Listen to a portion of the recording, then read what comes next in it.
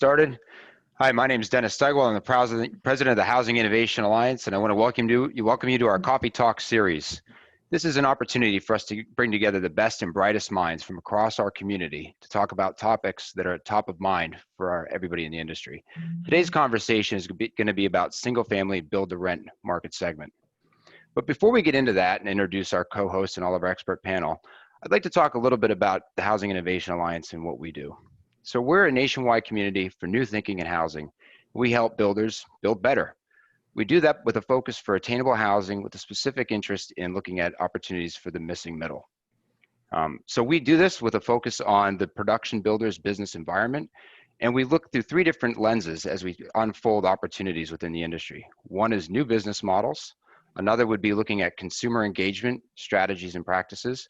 And then we also look at the people, process, and technology behind different delivery methods.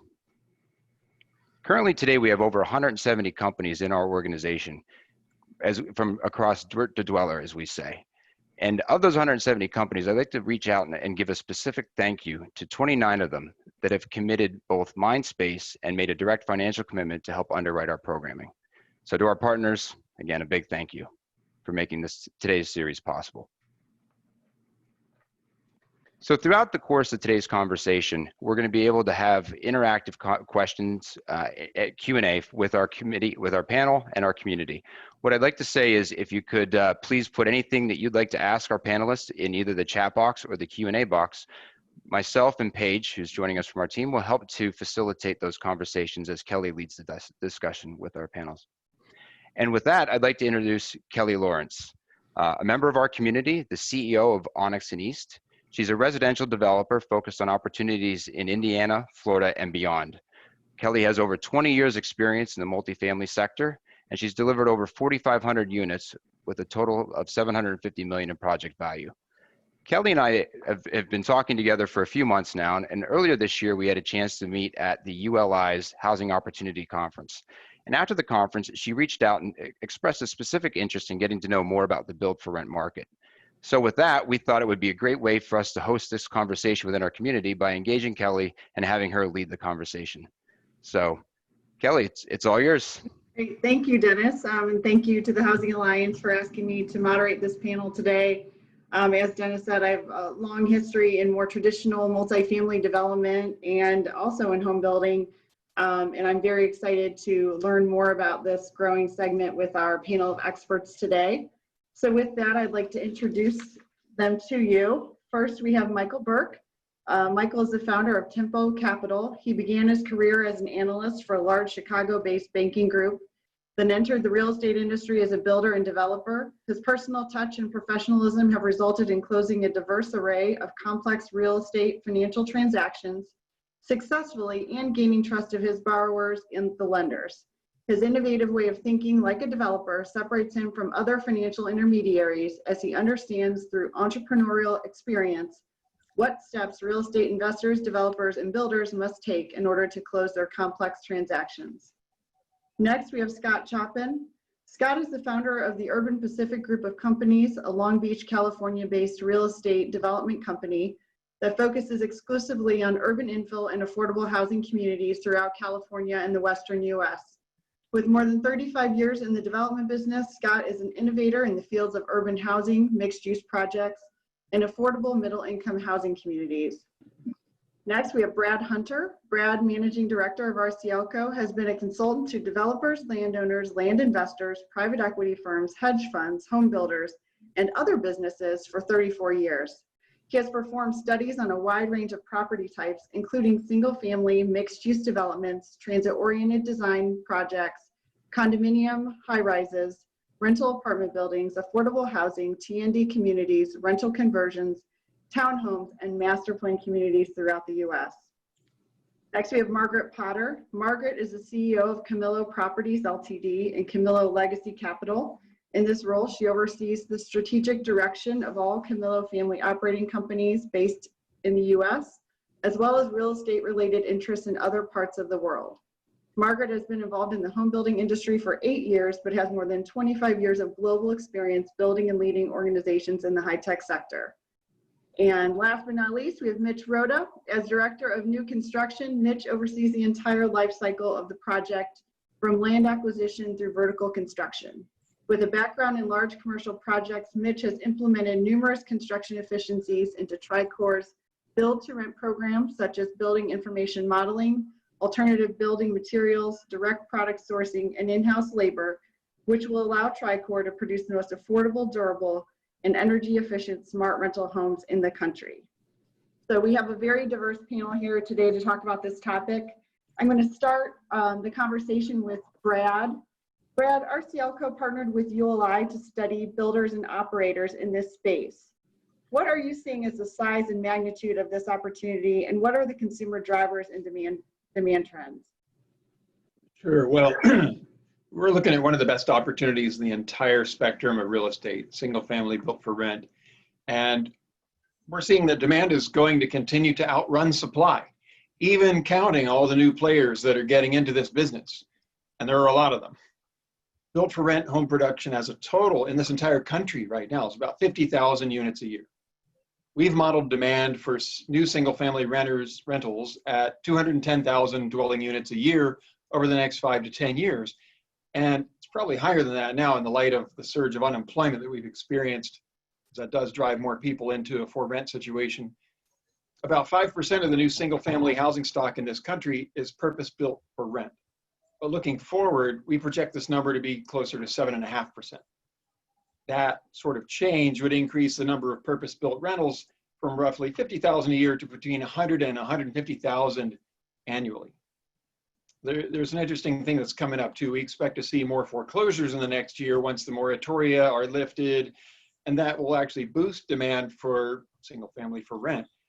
People who lose their homes often go off and try to find a home to rent.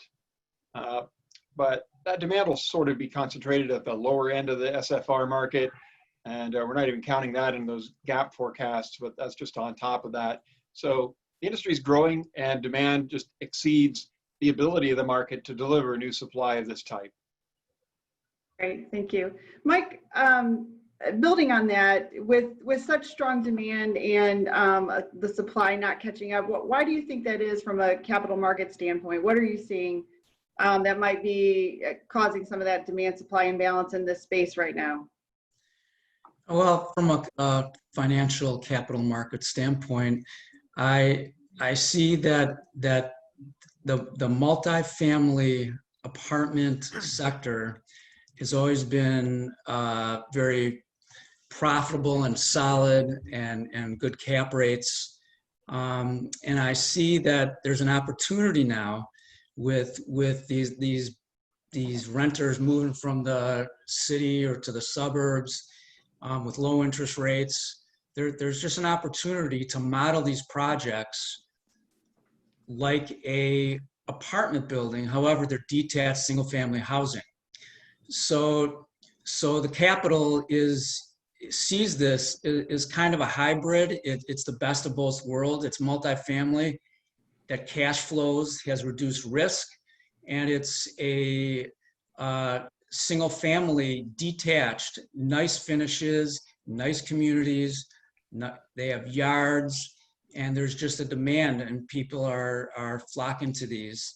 And again, from a capital market standpoint, interest rates are very low to finance, and lenders, both private lenders and larger institutional lenders, are beginning to come be more comfortable in this space. So they're funding deals. They're funding deals at a high rate. You just have to know who to go to. Not everybody is. Great.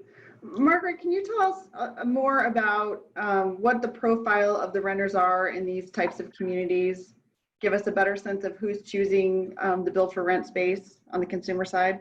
Yeah, absolutely. It's a great question. I think that there's been a big shift in how people perceive, who these renters are. And we all know that a big portion of them now are people that are renting by choice. So we track demographics of all of our tenants. And I think what surprises people the most is that almost 45% of our tenants have a college degree, for example.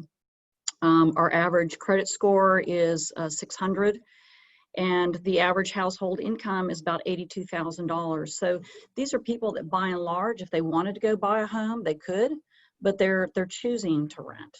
And I think that that's been a big shift that we've seen since this whole industry kind of came about around 2011, 2012. Scott, is that consistent with what you're seeing in terms of who the consumer is for this product? You know, our approach is different, but it really is a function of where we're based. We're based in California, and so our model is an attached rental, purpose designed rental model.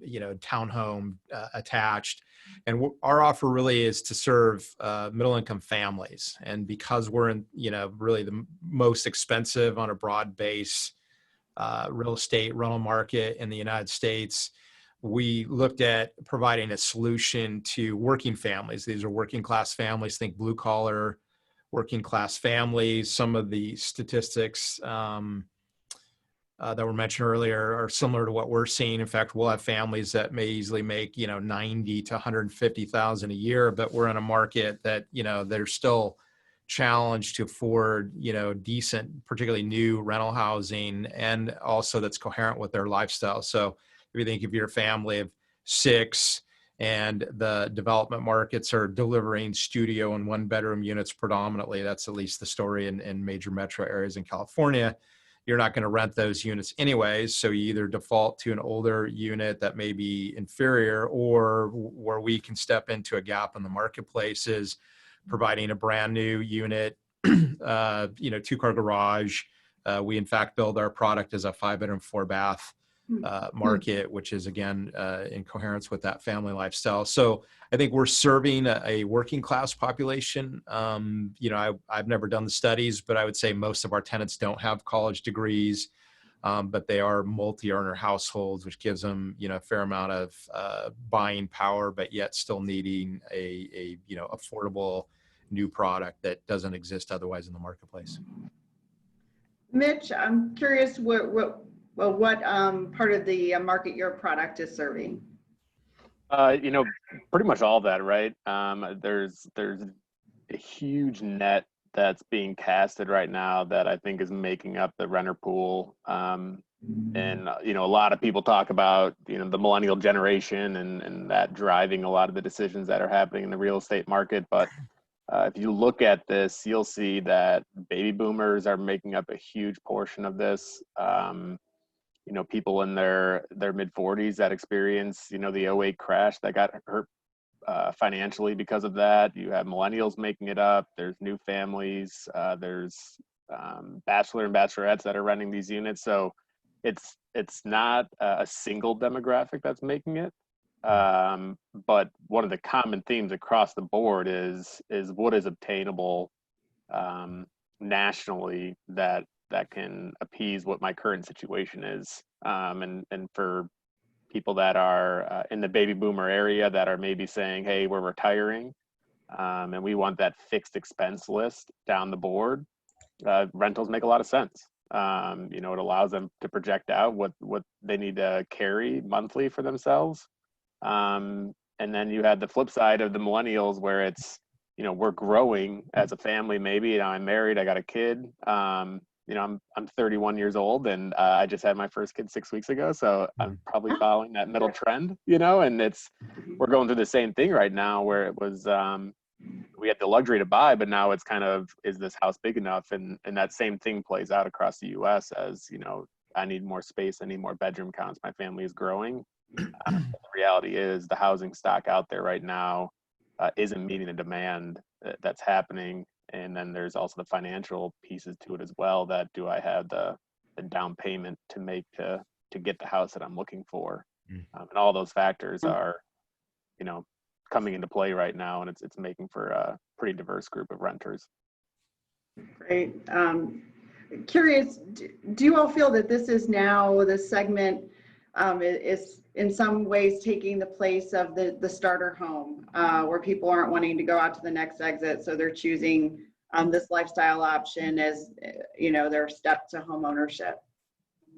I think there's a mix of that, Kelly. I think that certainly one of the trends has been that that first time segment, the builders are building in that space are starting to see this as complementary, not as a competition for their housing. So whether somebody is looking to buy a home and doesn't qualify for even some of the reasons that Mitch mentioned, whether they don't have the down payment or the credit score, they can flip over and choose to rent, and vice versa.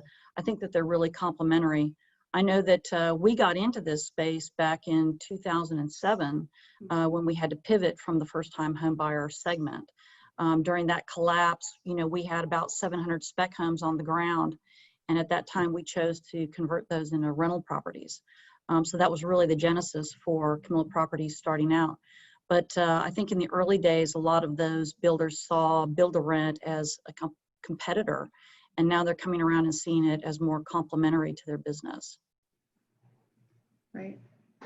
You could see home prices across the nation, over the last probably 5-6 years, those home prices haven't totally met what the marketplace is looking for. And it's why the LGIs of the world did such a monstrous takeoff, is because they hit a segment that just wasn't being, didn't have attention. And so, now people are starting to make that shift, but it takes a long time to make these projects get off the ground and meet the demand, and the demand grows every single year. And you've got a project that's 4 years down the line from delivering an affordable house. One, is it going to be affordable in 4 years? And two, what about the demand that happens over those 4 years? Here's another way to think about it. Think about where we've come from in the last 10 years demographically. Young millennials drove demand for urban rental apartments in the last decade. And a lot of those same individuals are now starting to form families, or they're going to form families in the next 5 or 10 years. The millennial generation is reaching a demographic tipping point, and many of its members are starting to have children, or they're going to have children in the years to come, and they're coming regardless of whether the housing market and product is ready for them. Over the last decade, the number of people between the ages of 30 to 50, the prime age in which people have children, is going to grow much faster than it did during the last decade. So the number of these households increased by roughly 1 million between 2010 and 2020. And that number is projected to grow by approximately 8 million between 2020 and 2030. Families are going to play a much more substantial role in the national housing market in the future. And, families comprise 1/3 of all the rental pool in the United States. That's 13.5 million households. That number is 3 times larger than the number of single millennial renters in the country. And it's greater than the populations of both New York City and Los Angeles combined. So it's an important segment to pay attention to. And, this build for rent segment is natural for them. The demand is driven by demographics. The market that we've been building multifamily apartments for is getting to the point where they're ready to move up, but often not ready to buy, or they're priced out of the market. Still, they'd like to be in a detached unit with a small outdoor private space, and they want to be in the suburbs like was talked about, and that's fueling the demand for these rental units. Great. Switching gears a little bit, looking at some trends in the for sale housing world, sustainability, technology, smart home, connectedness, the healthy home. I'm wondering if those trends are playing out in the build for rent space, and if tenants are willing to pay more for some of those features. Yeah, maybe. I'll jump in. Go ahead. To be perfectly honest, we've looked at smart home technologies for our houses and whether or not tenants will pay for them. And I'm sure it depends on, it could be community by community based on the demographics that are, in that area. But overall, I would say that we've decided not to put smart home technology into the houses. It's surprising how sensitive tenants can be to rent changes. Even something as small as $20 a month, $10 a month is, can be quite sensitive in the overall market. So the answer from us, at least, is no, we are not moving towards smart technologies. I will say that when we look at the products that we're using for building the houses, in terms of efficiency and that sort of thing, where it's going to ultimately save us as a business, whether it's maintenance, costs, and so on. We are moving in that direction. I think that's Oh. the key point that Margaret said is that right there. If you look beyond the renter to ultimately the owner operator, you know, those are some of the key pieces to really pay attention to when you're looking at either smart tech or building with better products, the materials that you're using, the warranties that you're getting. You know, what does all that mean if you got, you know, 1,000, 10,000 houses that you own that are subject to, you know, it's still home building, right? So there's still issues with quality. There's still, you know, water mitigation is still very real, whether it's rental or for sale. So what you approach construction with is a big factor, especially when you're saying that I'm going to own these for potentially 5-10 years, and I own a lot of them. Scott? Yeah, I'll add, you know, I've, you know, traveled in the multifamily development space my entire career, and certainly have, you know, crossed paths from the home building industry, but we've never been a home builder per se. And I'm really, as I listen to today's conversation, I'm noting, you know, the idea of, you know, companies and people that may have been in the home building industry moving now into, yes, it is home building, but you're really managing the cost structures on a much longer time horizon. So that brings you into conversations about warranties and sustainability and you know, how does the product last? But I think it was Margaret that said it, you know, really the cost sensitivity in multifamily for cost structures has always been there. I think it's just showing up for people new because maybe they're entering, and I'm not saying anybody on this call today is that, but I've noted that. I mean, the reality of the capability to add cost to a unit and then see it, you know, play out in rising or heightened rent levels just has never existed. It's always been price sensitive. And I think when you remove the capability to move cost structures onto a mortgage by an end buyer, we no longer have that, or the multifamily business never had that, maybe is a different way to say it. So, you know, we're in the same, you know, sort of thought process, which is, you know, we want to have the best for our, you know, for our working class tenants, for our moderate income families, but we have to always balance it with, you know, does it provide additional value, like real value, right? I would much rather, you know, build them another bedroom than to have smart home technology, because the reality when you meet them, they say, look, I need room for my family, and they, you know, the smart home technology, you know, just doesn't have the value that it might have if you're, you know, maybe if you're a luxury for rent, super high end, then yeah, you're going to have that. But at least for us in these middle markets, the price sensitivity is there, and in fact, we're working to keep it attainable, affordable, right? Keep it in that workforce housing model. So we have to choose to dispense with, you know, many cost structures that, you know, might be nice to have, but don't generate the value. Yeah, I think just tacking onto that, Scott, you know, my rule of thumb has always been, is somebody going to walk into my house and say, gosh, I won't rent this house because it doesn't have smart home technology? No, they'll walk in and say, I'm not going to rent it because it doesn't have 4 bedrooms, but Right. not because it's missing smart home technology. Yeah, not big enough kitchen. I would like an extra bedroom, right? Like, I mean, these are very fundamental, like, you know, like we talk about size of unit and bedroom count. But, you know, as I say to my staff, no one ever rents a unit based on the per square foot cost. You know, we think of it as professionals, but they look at it pragmatically. In fact, our families do something interesting. They'll actually do the math of rent divided by bedrooms. You know, is it 500? And that's what they're comparing to. Is it 700? Can I have, you know, ours happen to be multi-generational. So we have every unit in a 3-story townhouse has a ground floor bedroom, bathroom.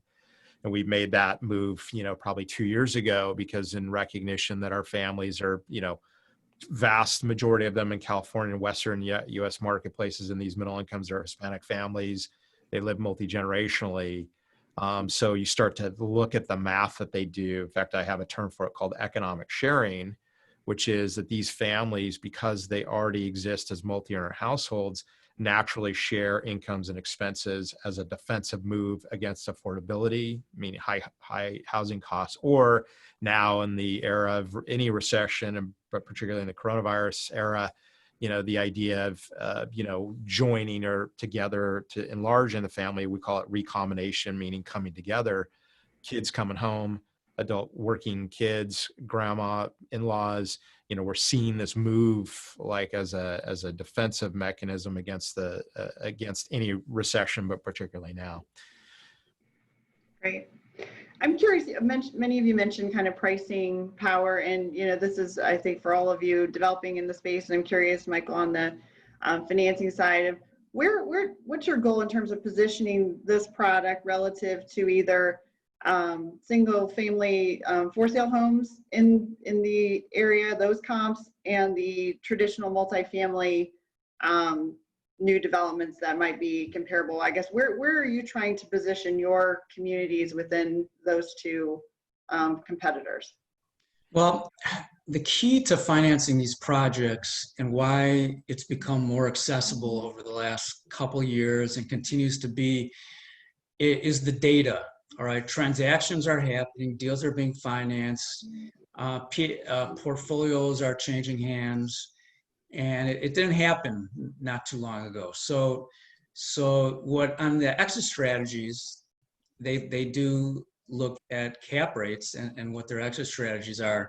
So, I mean, to position for financing, if you're a builder and developer and you see a project, and you've done the market studies and you believe that the build to rent is a better product than the for sale, the financing sources, they don't look at it that differently for acquisition and development.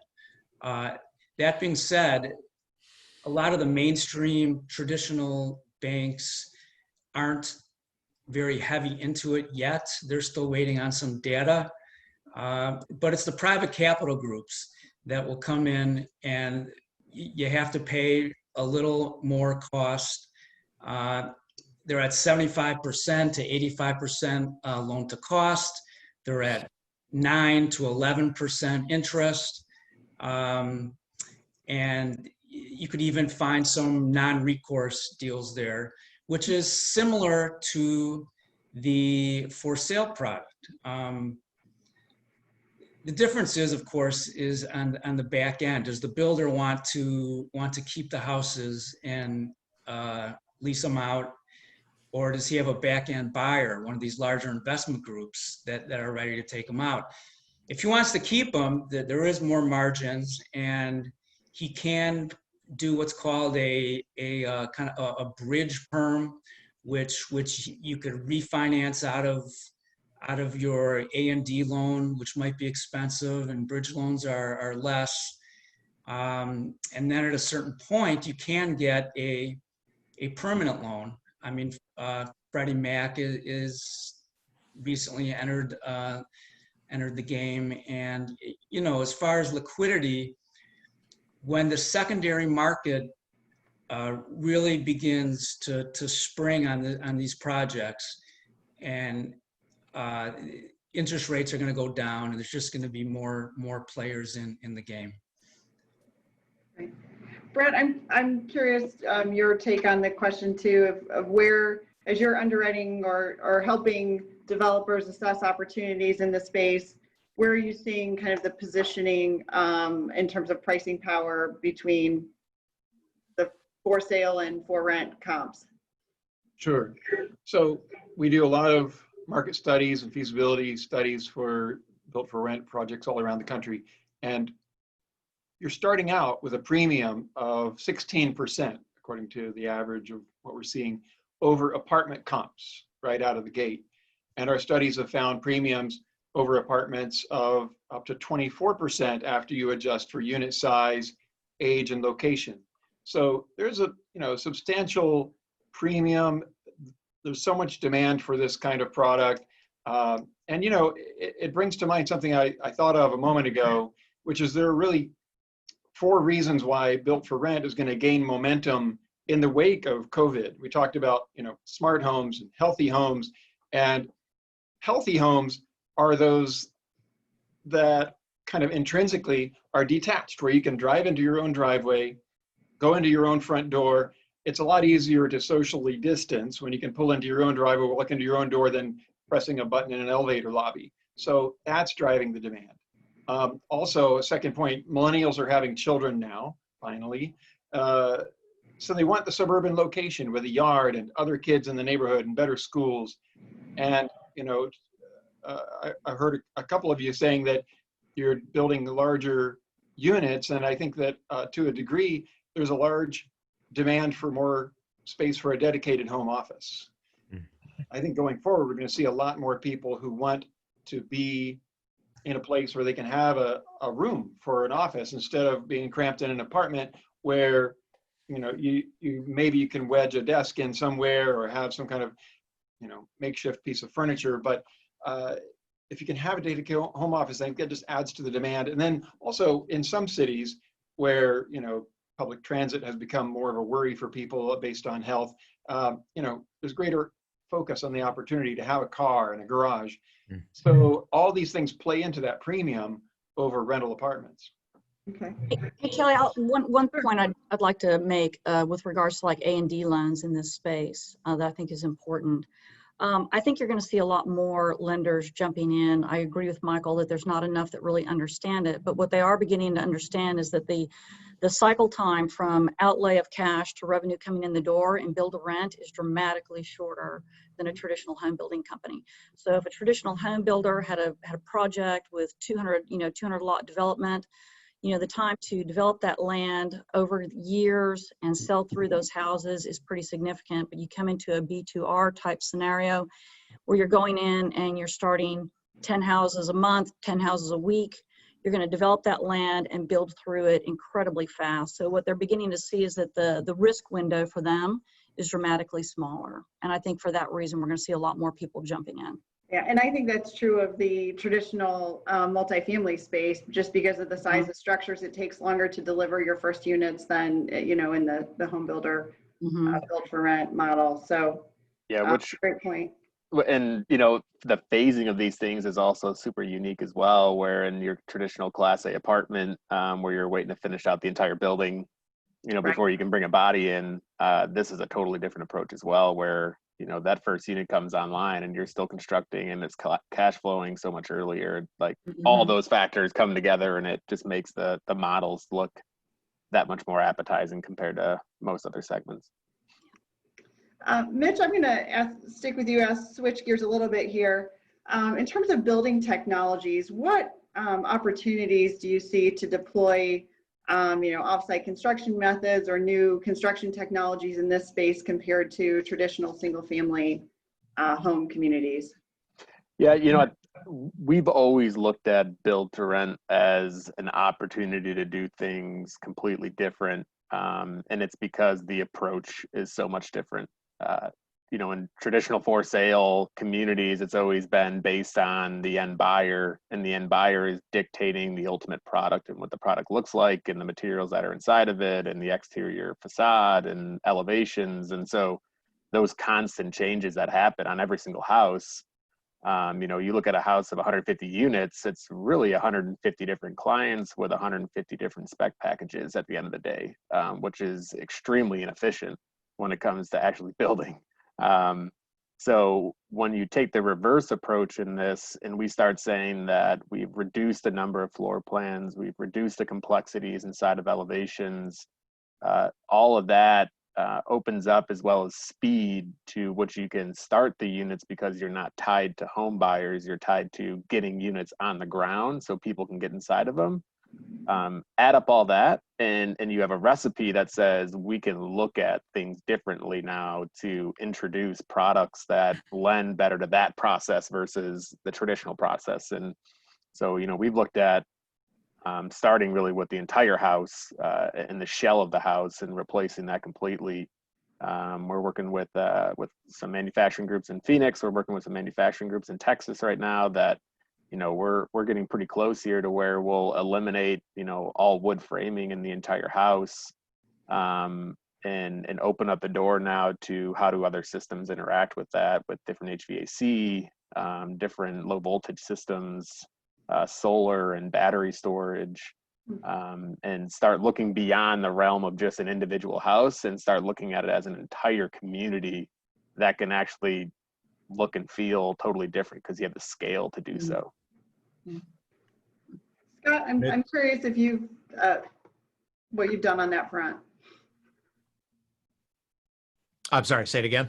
Oh, I just wanted to turn to you. I know that you've employed some innovative construction methods on your projects and wanted to see if you could share some of that. Yeah, I actually, I'll just specify we're, actually building very old school right now. We've looked at modular, we've looked at panelized, and at least in California, we haven't found an economic model that produces enough benefit in the modular production cycle to warrant what we can deliver, really, site built, old school.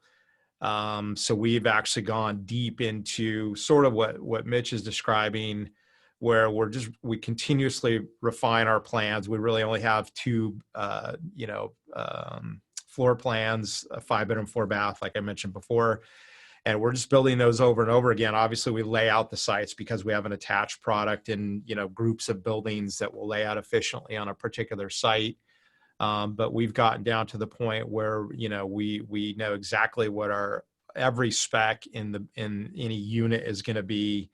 And we're continuously, refining and really making more efficient. This is the most production oriented multifamily product I've ever built in my career. I mean, we were, got really, really good at doing very high density, semi underground podium structures with 4 and 5 levels above it, stick frame in California. This is the opposite of that. This is the simplest, not simple, but simplification really has been our watchword.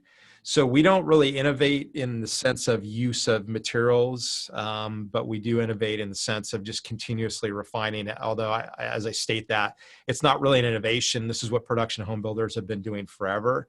It's just we're applying it to an attached purpose-built rental townhouse, which is really where that financially and market standpoint, like who the tenant base is, is that's the place that we're innovating. And I'll just add something to what Michael had said. We're financing these projects, as any multifamily developer would, construction loan, because we always build infill. We don't really have much in the way of site development. We're in existing neighborhoods in, middle density and, quasi suburban neighborhoods throughout Southern California. Streets are already done. Utilities are in the street. We haven't done a more than 20 or 30 feet of water line extension on any project going back probably 3 years, just because we're in an existing neighborhood, and we prefer that. That's actually one of our sort of competitive advantages, to be able to build on an infill basis. But what that does, that's really got us into just fund a construction loan. And what Michael said about the lenders that are out there, that's exactly right. Now, you imagine us building a 5-bedroom, 4-bath townhouse product, how regular commercial institutional lenders look at that. They didn't get it. And it's still going to take some time for them to get it. And then we go straight to a perm loan. Just, I think, much more in keeping with, your standard multifamily. We haven't traditionally or ever really used bridge loans, although I could see the logic for it. Particularly if you had larger phasing, like Mitch was talking about. But, we're basically building projects, finish it, and then go straight to a perm loan. And then we'll phase projects and may fund a permanent loan per phase. And then sometimes later on, as we own all these, we keep everything we build. We may, refi in a perm loan basis several years down the road to wrap it all up into one loan over several phases. Margaret, anything on the production side that you wanted to share? I think Mitch obviously is the only innovator here today. We're like Scott. We also are building old school. What we've been doing is like Scott said, we've continued to refine our plans over and over. And when we can find those cost savings, we've been taking it and really putting it into more durable products. So for long-term maintenance of it. The way we kind of view our business is not so much on a project by project basis. At any given time, we're probably building in 10, 11, 12 communities that we have under development at any given time. We use a combination of cash flow for our development, as well as just a traditional construction revolver, borrowing-based revolver that any home builder would use. So we use a combination of that, and like you, Scott, we go straight from construction into long-term permanent financing, typically 10-year financing, because we are a long-term hold player. Great. Switch gears a little bit here. Brad started to touch on this, but curious what you all have seen in terms of the effects of COVID on your businesses, how that might be impacting demand. How are your collection rates holding up? So would love your thoughts on the impacts you're seeing. I'll go first. So our portfolio today is about 7,200, 7,300 houses.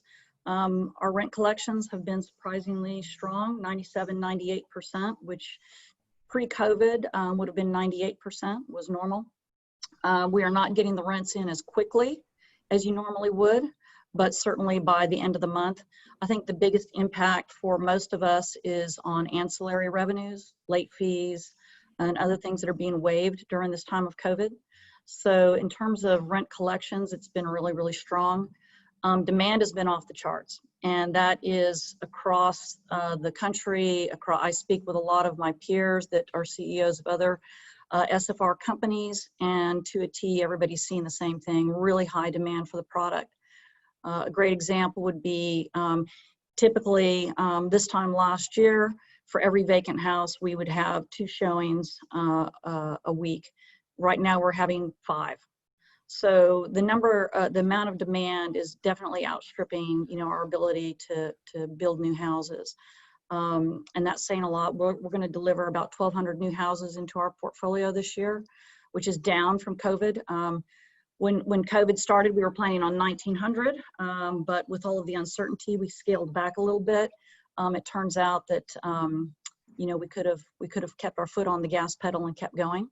But to the extent that the capital markets were significantly disrupted as well, I think that had a big impact on everybody's ability to deliver and forecast. Yeah, I'll add to that. The capital markets pretty much were on pause for three and a half months. Mm-hmm. And now they are coming back, and a lot of them are back. A lot of them are jumped in. They have a backlog of deals, and they're funding as fast as they can. And which is a good thing, I guess, for builders. But it's it's pretty much back to normal. They might have tightened their constraints a little bit. But not bad. There is loosening up all the time. So the money's flowing again. I'll add to that. So we saw in California, construction was considered essential, so we could keep building. We also took our foot off the gas for a few weeks, but our construction lenders said, hey, look, we believe in the product. We want to keep going. We're in such an undersupply story of this kind of housing in California that, still even now we're in a deep undersupply scenario and will be for, probably decades in the future. So I think that was a positive, and people understood that, and that didn't change, right? On the perm loan side, the perm loan market was probably the most disrupted of all for about 3 weeks until the Fed put some of the stimulus package that ultimately wound their way into Fannie and Freddie.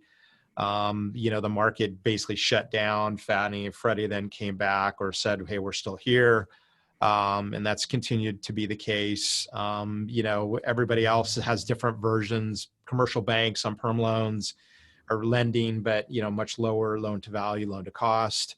Credit unions are in the marketplace, which wasn't traditionally a strong market for them to lend in multifamily, at least in California, but very tight underwriting criteria, but we'll do cash out refi if people are looking for that.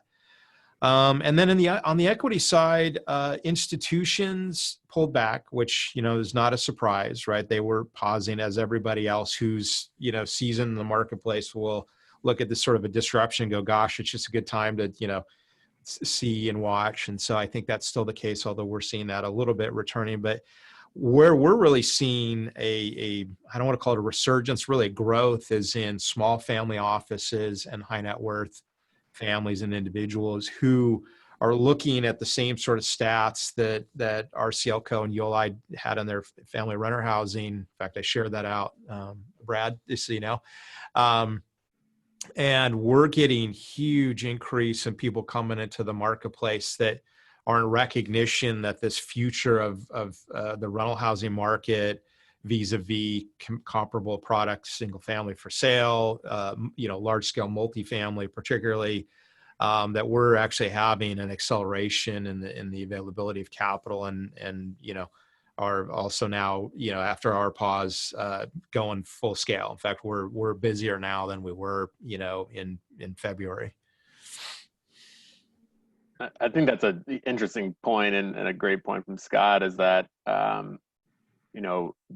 post-COVID world, that I would consider right now, basically the way we're looking at it is that, a lot of other real estate sectors just got hit. And we don't know probably exactly what the impact is going to be on every other real estate segment just yet. And it's probably going to take some time to play out. And it's not going to be 6 months. It's probably going to be 12, 18, 24 months to really see how does office react to this, and how does commercial react to this, and how does Class A downtown apartments react to all of this. Their pauses, I bet, are going to be a little bit longer than probably what everyone on this call is talking about. But there's still the same amount of capital, if not more, sitting there, because not only did real estate get crushed, the stock market did too, and everyone pulled out. So the abundance of money that is probably sitting stagnant right now is, I'm sure, alarming to a lot of investors. And so when you have something like this that's performing well, and has maintained, like Margaret said, the same type of collections that she's been noticing since day one, like those are great indicators of just a strong market segment. And I think you're going to see capital flooding here in a very short term because of that. And I know for us, our phone seems to be getting a new call, 3 times a day now, of a different group in a different market saying we're interested. Right, but it's not just flooding to the home builders in this segment. It's the multi-family groups are looking at this segment. Other real estate funds are looking at this segment. Real estate people look at where there's good investments. And so I think home builders are going to start to see some of these multifamily, I mean apartment builders, okay? Really focus on this and try to enter it. Where the home builders, the industry I really am involved in, the benefit is they know how to build homes, and everything that Mitch was talking about. Mitch was talking about, and the constructability and the efficiencies. Can they compete with the builders at this?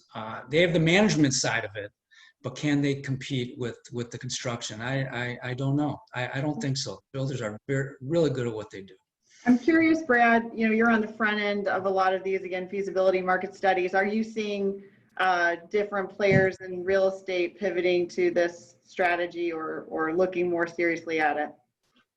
Yeah, it's a magnet for money right now. There's so much emphasis on built for rent, single family, built for rent, townhomes. It's a safe bet. We did this grid where we put on one axis the near-term risk, and on the other axis, going laterally, the long-term opportunity. And so you can kind of divide all of the food groups of real estate into high risk, low risk, distress, not that there's a lot of distress in any of the residential segments, except maybe like seniors housing and student housing and so on. But, built for rent is just considered golden. So everybody's flooding into it, and they think about the demand side relative to the supply. There's not enough construction going on to keep up with the demand. And families with children, by the way, are the most prevalent single family renter, and single family rentals are a gateway to suburban living for a lot of young couples. Like Mitch was saying, a lot of the demand is coming from new families, but empty nesters and mature professionals are part of the demand picture too. As Mitch said, it's very broad. And there's, like Margaret was saying, there's the renters by choice. Some single family renters can't afford to own, but a lot of them have incomes in the $100,000 or even $150,000 range and are choosing to rent due to product and location. And at the lower end, they don't want to do the old drive till you qualify purchase model. They'd rather just go ahead and get into the living situation and into the lifestyle that they want. And then it goes back to, hey, they want that space for a home office. They want to have a place in the suburb where their kids can play and go to a good school, socially distance more easily, and all of that. So all of that just is driving this industry to the stratosphere. Great. I want to ask a question on the operational front. I thought this was interesting when we got to chat in advance of this call. But on the amenity side, I know, in the traditional multifamily space, there's kind of the amenity arms race going on, and you had to have everything. And some people in this space have done that. I'm curious to know if you think that that's really needed, if these consumers care as much about the amenity package as your traditional multifamily renter. From my experience, Kelly, the answer would be no. The amenity that they're looking for is a 2-car garage and a backyard. I think that when you go into the multifamily space and you don't have that, you have to offer something else. But that's the amenity that our tenants are looking for. And again, I go back to the question I always ask myself before I spend any money: is anybody going to walk into our home and say, I'm not going to rent this because you don't have a gym in this community? The answer is no. They've got room for a home gym if they want one. Yeah, location is the ultimate amenity, as people have often said. And then you look at, is it better? I saw one of the questions on the chat. Is it better to be in a built community of built for rent versus scattered? Because there's plenty of SFR just here and there. But I think people will pay a premium for a cohesive community. The central management and the kind of managed experience is nice. Amenities are not that important relative to just space, value. It's interesting. We've done research that shows that master plan communities hold value better than individual subdivisions in a downturn. And so there's a little bit of a flight to safety and flight to quality. The RCLCO report that came out on master plan communities showed that the top 50 master plan communities are up 16% in sales, comparing the first 6 months of this year to the first 6 months of last year, which is huge. That's many times larger than the overall single family. So there is some value, is my point, to having a cohesive community on some level. And I'd like to just jump. Oh, go ahead, Dennis. Oh, I'm sorry, Margaret, please, I'll let you finish. I just wanted to jump in because, as Brad alluded to, there's been some questions popping up in the chat box, and just want to make sure we get a chance to get to all those. Typically, this conversation will last about an hour. If it's engaging and ongoing, we'll continue it for another 15 minutes or so. So I'll just make that announcement now. We're going to roll this one beyond 3 o'clock Eastern time. Anyone that has to jump off can feel free to watch the recording tomorrow. And Margaret, please finish your thought, and then I'll come in with the questions. Not a problem at all. Oh, no, I was just going to say that there absolutely, and I did see the question in the chat box as well about wholly owned communities. We only do wholly owned communities. In our early days, we did pick up some lots that were in other communities, but what we found is 2 things. From our perspective, having to operate and manage the portfolio over time, it's much more efficient and effective. It also allows us to tightly control the value of our asset, just like a multifamily. So, and from a tenant's perspective, you're right, Brad, there's value to coming into a community where every lawn has been mowed on the same day. The lawns are well maintained, the houses look nice. And there's a lot of value in that as well. So I'm a firm believer in wholly owned communities. Yeah, and the secondary market, they'll only finance the perm if it's a wholly owned build for rent community. So there's value there too. And one thing to pay attention to in the scattered lot development versus whole community is HOA fees. You know, which if you can't control that is a big deal, especially with a lot of these communities having a pretty high HOA fee. And when you input that, you know, with property taxes and a financial model, you know, that could be the end of the story right there, just based on those two inputs alone. All right, great. Well, let's get to our first question from the community then. So the build to rent players are competing for land with the build to sell companies. Are there competitive advantages or disadvantages for land acquisition in the B to R arena versus B to sell? Yes. I would say yes, and the reason typically is takedown. You know, especially if you're option based, you know, which a lot of people strive for just to stay land light. Your takedown schedule is way more accelerated than anyone else. I know for us, we always push to just do bulk sale, especially if there's entitlements in place. So, you know, to be able to take down land quicker is more attractive to a developer, especially when they're used to having to sit in the game for 12, 18, 24 months during entitlement processes to say that, you know, is this deal going to close or not? You know, we find some unique strategies in that, but I think there's also, on the flip side, you can look at it as competition, or you can look at it as a way to commingle in terms of product types. So we've started investigating some different partnerships nationally as well, of saying, hey, you're building for sale and we're going for rent. Can we go at this together to create a better land basis for all of us, and really be able to put product out there that complements each other, because we're in one part of the segment, one market segment, and you guys are in a different one. That's happening a lot. Good, thanks, Mitch, appreciate that.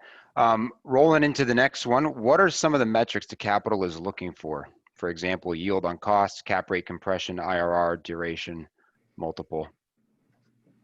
Can anyone speak to? Yeah, I mean, to acquire the property, this for A&D financing, they're looking at the data. They're looking at the same things they would have, the market studies, except instead of for sale, they're looking at the for rent. They're looking at exit strategies.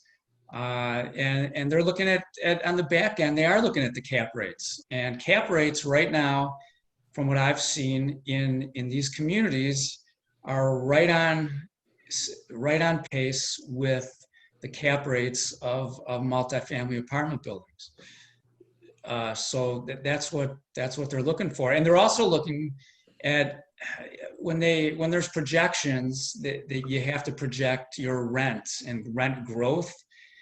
And I don't know if someone could comment on this, but what I'm seeing is the rent growth on a yearly basis is better in build to rent than in apartment buildings. Is that, Brad? Is that something? Yeah, I mean, I toured some of the villa product out in Phoenix, and they told me that they were getting escalations of 7, 8 times, sometimes more than 10%, you know, depending on whether it was a new tenant or renewal.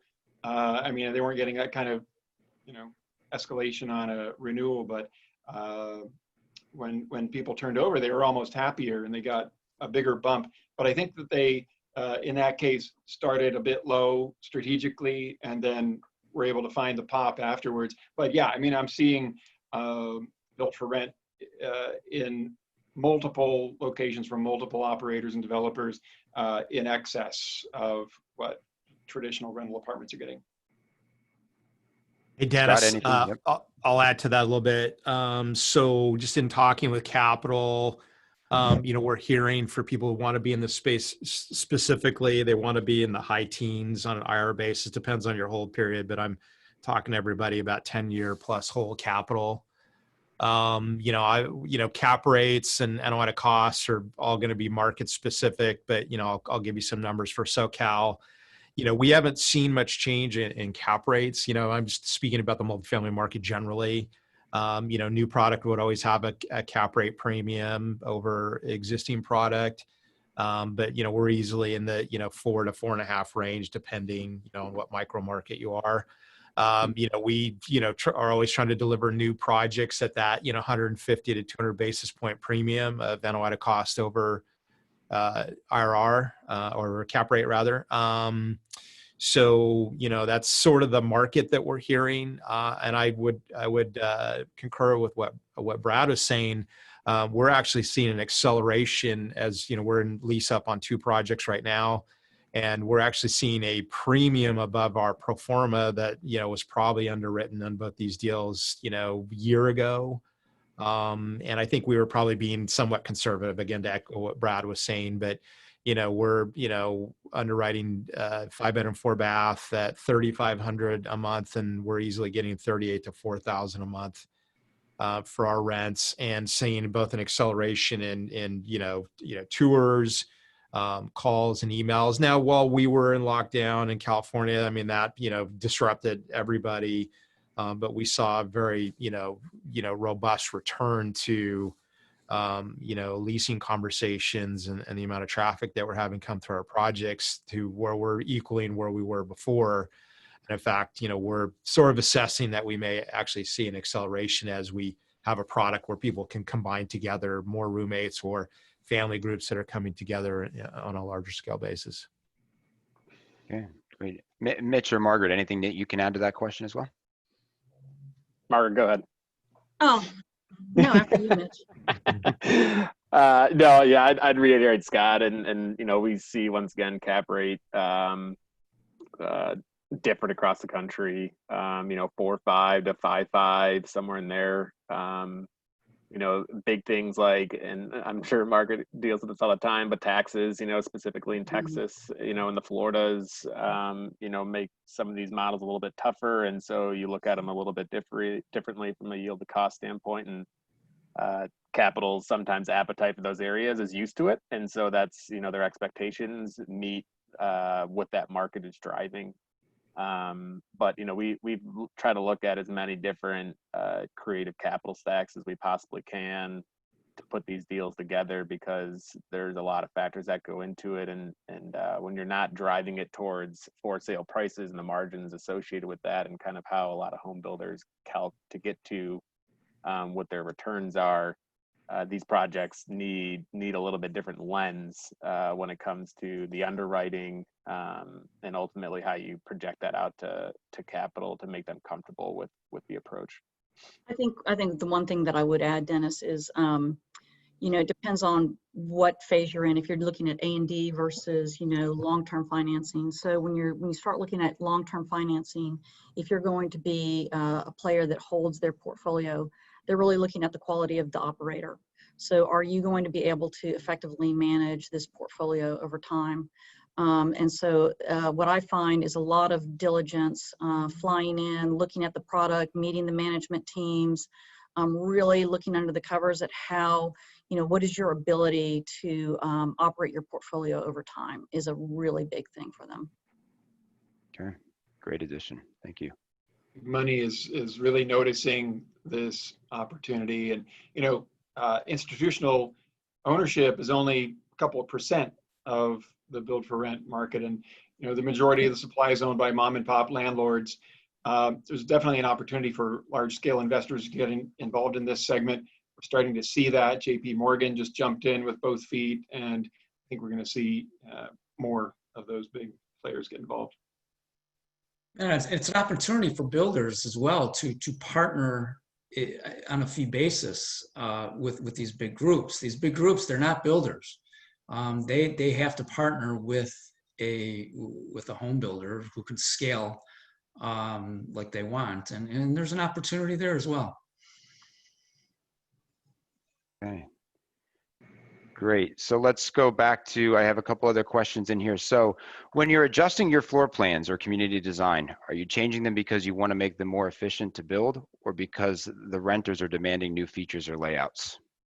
It's both, Mhm. right? So we're, Scott mentioned it earlier, we're constantly reviewing our floor plans for more efficiencies and how we build them.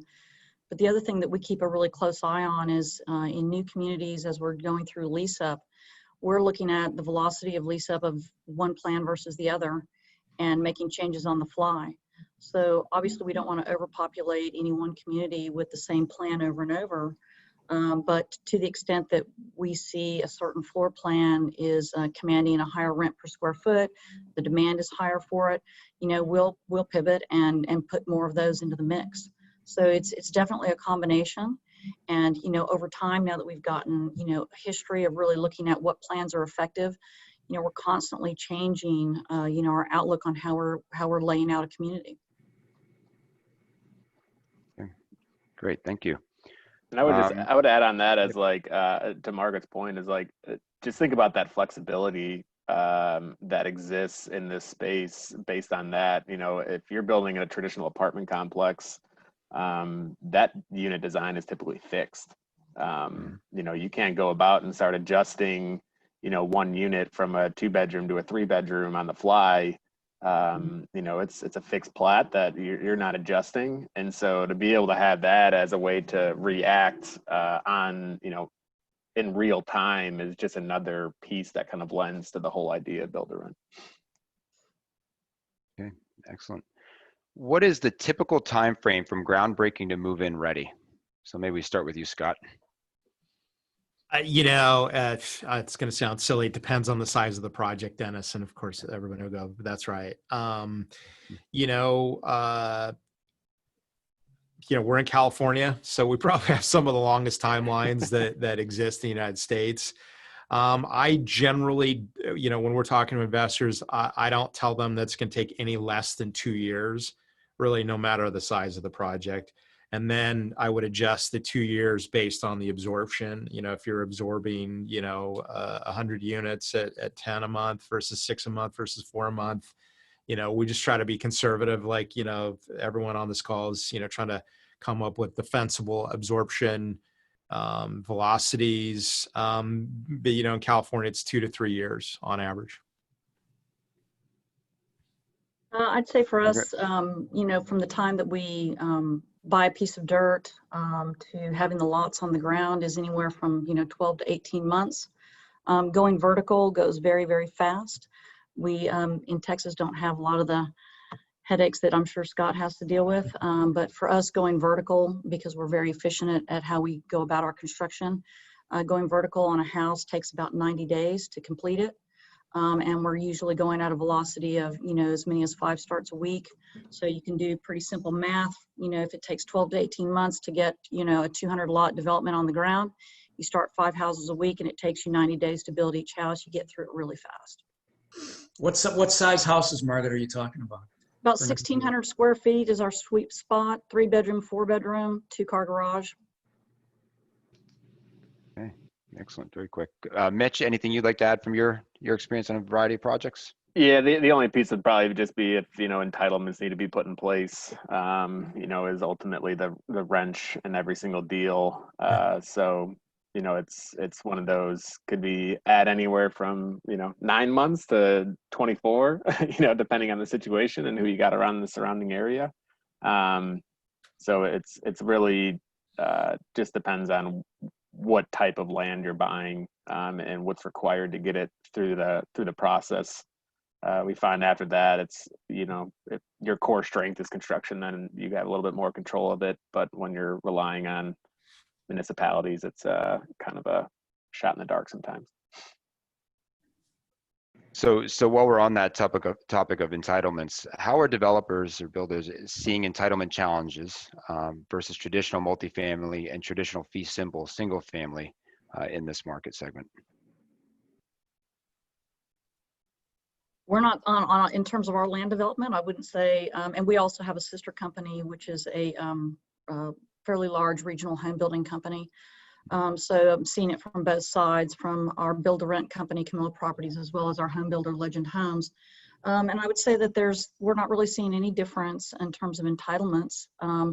I think that if anything, the issues tend to come in when we're working with municipalities around, our volume and velocity on the build-to-rent side. So, if you're going into a municipality and you're saying, look, we're gonna be starting, 5 houses a week, 6 houses a week, permitting, inspection processes, and all of that can be overwhelmed. So there's been plenty of times when our teams have to go work with municipalities to help them be able to accommodate, the volume of a build-to-rent company. Dennis, I'll add, in California, we have this ongoing narrative of, for sale is better than rental, although the trends all, suggest that rental housing is the product that's affordable given, flattening of wages, and particularly in California, we generate, decent job growth, but it's all in the low wage sector. So we're trading, all of our middle income families to Texas and growing our low income population. So that's one of the reasons why we're focused on this workforce space. But, we're, typically seeing, cities want for sale, they want ownership, right? That's a good, political narrative. Rental housing, I mean, California's had an issue with, slow and no growth politics going back, into the 60s and 70s. In fact, this is one of the reasons why we're so undersupplied. I think everybody sort of knows that generally, but that still continues.